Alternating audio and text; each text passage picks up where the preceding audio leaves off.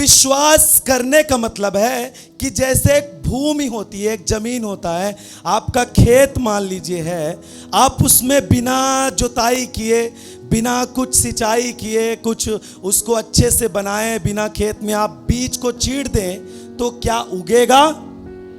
नहीं उगेगा। कोई भी बीज नहीं उगेगा। अगर कोई उग भी गया तो वो फल देने वाला। वैसे ही विश्वास करने का मतलब होता है कि अपने जीवन को, वचनों को ग्रहण करने के लिए बीज के समान अपनी इस भूमि को तैयार करना है, ताकि जो कुछ भी बोया जाए वो फलवंत हो। हालेलुया। ताकि जो कुछ प्रार्थनाएं मेरे लिए की जाती हैं वो मेरे जीवन में फलवंत हों। आमीन, आमीन।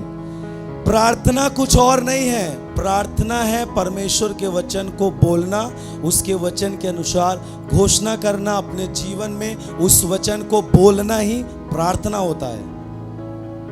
आमीन, आमीन। जब कोई प्रभु का दास आपके लिए, चंगाई के लिए जब आपके लिए प्रार्थना करता है, तो पूरी सभा के लिए जब करता है, तो बहुत सारे लोग चंगे होते हैं, बहुत सारे लोग चंगे नहीं होते। इसका कारण ये है कि वो अपने जीवन को तैयार नहीं करते। वो सोचते हैं कि प्रभु का दास मेरे ऊपर हाथ रखे या फिर मेरे लिए विशेष प्रार्थना करे, तब मैं चंगाई पाऊंगा।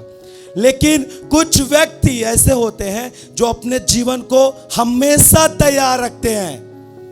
जैसे ही बोला जाता है वो उस बातों को तुरंत ग्रहण करते हैं और अपने जीवन को बदलता हुआ देखते हैं। आमीन, हालेलुया, हालेलुया। देखिए, वचन जो है वो आत्मा में होके जाता है लोगों के पास। वैसे ही जो परमेश्वर की बातें हैं, जो परमेश्वर का वचन है, जो उसके मुख से निकलता है, वो उसी सामर्थ के साथ काम करता है जिस सामर्थ में आपका परमेश्वर वास करता है स्वर्ग में। तो जब कभी भी कोई परमेश्वर का दास जब आपके सामने मंच पे खड़ा होके जब वचनों को बोलता है, इसका मतलब यह है कि परमेश्वर की आत्मा के प्रभाव में वो बोल रहा है। और जब वो आत्मा में लोगों के बीच में बहता है और जो उसे ग्रहण कर पाता है वो जीवन पाता है। आमीन, आमीन। जब कोई प्रभु का दास बीमारों के लिए जब प्रार्थना करता है, यदि आप शंका में हैं, आपके अंदर जब संदेह की बातें होंगी, प्रभु का दास चंगा नहीं करता, प्रभु चंगा करता है, मतलब दुनिया भर की बातें ऊट पटांग सोचते रहते हैं लोग। जब गलत प्रचार को सुन के और दूसरी बातें सोचते रहता है, वो कभी चंगाई को नहीं देख पाता है। आमीन, हालेलुया। बोलो यीशु मसीह की। सबसे पहली बात तो हमें यह सोचना चाहिए, हमारा परमेश्वर काम करता है। वो ऐसा परमेश्वर नहीं जो बोलता नहीं, वो ऐसा परमेश्वर नहीं जो काम नहीं करता, वो ऐसा परमेश्वर नहीं है जो सुनता नहीं, वो ऐसा नहीं है जिसके पास हृदय ना हो, दुख ना होता हो।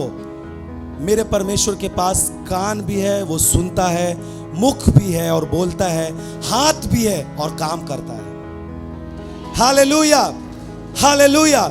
इसका मतलब यीशु मसीह चंगाई भी देता है, छुटकारा भी देता है, जीवन को भी बदलता है, पापों की क्षमा भी देता है। जो आज तक आपने काम नहीं देखे और सुने, वैसे वैसे काम भी करता है परमेश्वर। हालेलुया।